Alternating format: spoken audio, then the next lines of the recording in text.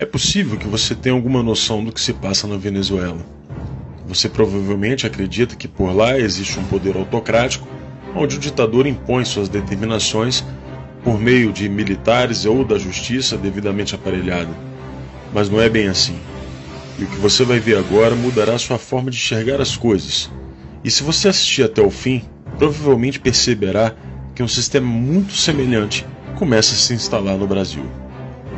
Na Venezuela, alguns grupos operam como proprietários de suas áreas. São os coletivos. A primeira função do coletivo é defender a Revolução Bolivariana, e para isso eles dispõem de todo tipo de armamento e equipamento necessário para atacar qualquer um que se oponha ao modelo, ou seja, para atacar os reacionários. Esses grupos impõem uma espécie de disciplina dentro de seus territórios. Eles têm um código de honra próprio.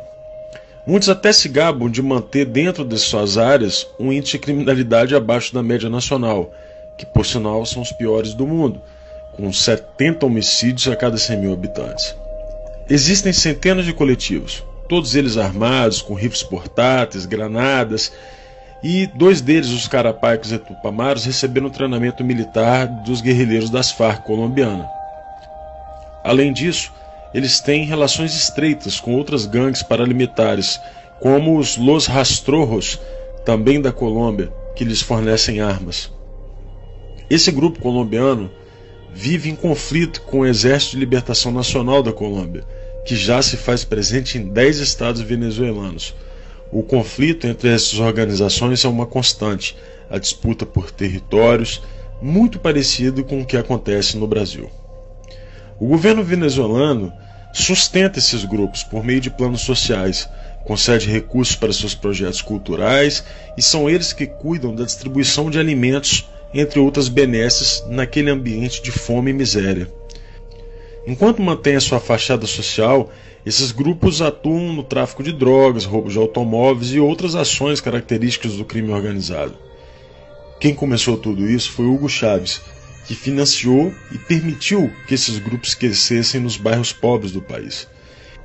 Nicolás Maduro herdou esse sistema, e os grupos que não estão sob seu controle estão sob o controle de 2 figuras sombrias do regime: Diosdado Cabello, acusado de ser um barão do narcotráfico da América Latina, e Fred Bernal, atual chefe nacional dos comitês locais de abastecimento e produção. Desde 2014, esses grupos mantêm uma função de reprimir as mobilizações lado a lado com a polícia militar do chavismo. O número de assassinatos praticados por esses grupos é incalculável. Em entrevista ao New York Times, o criminologista Fermín Marmol Garcia disse que, se a revolução perder a presidência amanhã, os coletivos se tornarão imediatamente uma guerrilha urbana, ou seja, não tem retorno. Os coletivos mais conhecidos são o Movimento Revolucionário de Libertação Carapaica, que usam vestimentas militares e escondem o rosto, e o seu líder é o comandante Murat. Suas armas incluem M4, rifles FAL, e são considerados um dos 2 grupos mais perigosos. O segundo grupo mais perigoso é o La Pedrita, que nasceu em 1985 por Carlos Ramírez Valentim. São responsáveis por inúmeros homicídios. Outro grupo conhecido é os Los Tupamaros, é uma organização de tendência marxista-leninista que herdou o nome do grupo guerrilheiro uruguaio sob o lema Comuna ou Nada. Esse grupo é apontado como o principal repressor dos protestos de oposição ao regime de Maduro. Existe a Coordenadoria Simón Bolívar, que atua em Caracas e se autoproclama um dos coletivos fundadores do regime. O coletivo Alexis Vive é conhecido por suas ações armadas e recentemente atacou as instalações do maior sindicato empresarial do país. O último grupo é o Grande Polo Patriótico, criado em 2011 e formado por 28 conselhos setoriais, que possui 10.810 mini-coletivos. Como você pode perceber, o sistema de dominação do povo venezuelano não pode ser revertido por um sistema eleitoral simples ou pela queda de Maduro. A melhor definição do que aconteceu por lá foi feita por Lech Walesa. Segundo Walesa, fazer o socialismo é fácil. É como fazer uma sopa de peixe de um aquário. Basta aquecer a água, não precisa nem temperar, as plantas já estão lá dentro.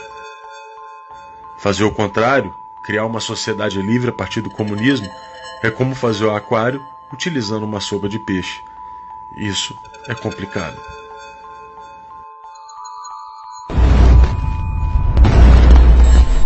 E venha, isso é com isso que eu vou terminar, venha Bolsonaro, venha que nós vamos organizar a rapaziada da periferia e nós vamos ver quem é que vai resolver essa parada.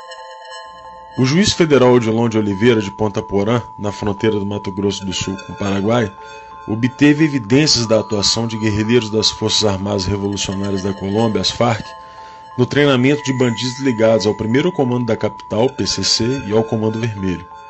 Segundo as apurações de Oliveira, quadrilhas de narcotraficantes do Brasil são os principais clientes da América do Sul na compra de cocaína produzida pela facção colombiana. Eles treinam brasileiros lá para agir aqui.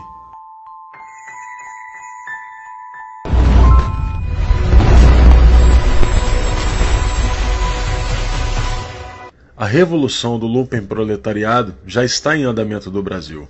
O lumpenproletariado, esse produto passivo da putrefação das camadas mais baixas da velha sociedade, pode, às vezes, ser arrastado ao movimento por uma revolução proletária.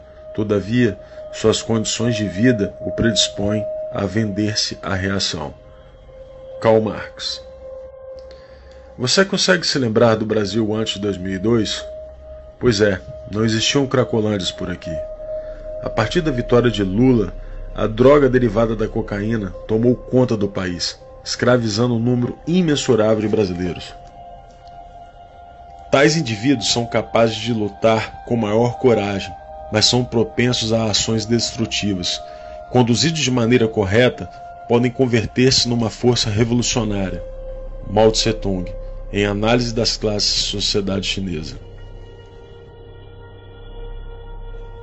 Frantz Fanon é um teórico marxista muito conhecido entre as esquerdas. Seguidor do maoísmo, é proponente de uma revolução mundial, razão pela qual ações muito semelhantes acontecem em todos os lugares onde o comunismo possui seus tentáculos. É dentro dessa massa da humanidade, esse povo das favelas, do núcleo do lumpesinato, que a rebelião vai encontrar o seu ponta de lança urbano. Venha Bolsonaro, venha que nós vamos organizar a rapaziada da periferia e nós vamos ver quem é que vai resolver essa parada. Este lumpenproletariado é como uma horda de ratos. Você pode chutá-los e jogar pedras neles, mas, apesar de seus esforços, vão continuar roendo as raízes da árvore.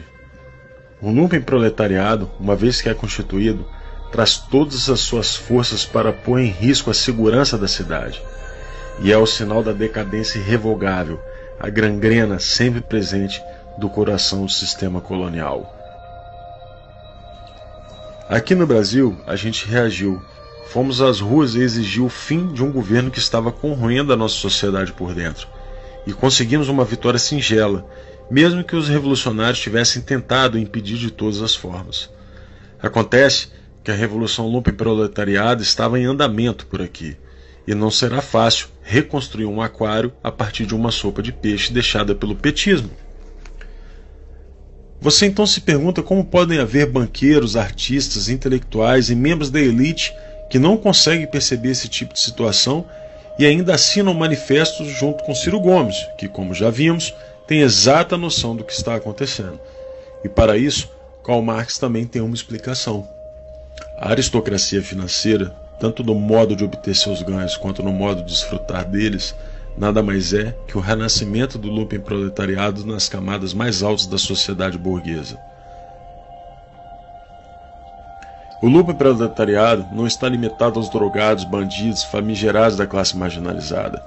Estão nos poderes, nas corporações, na mídia e no judiciário.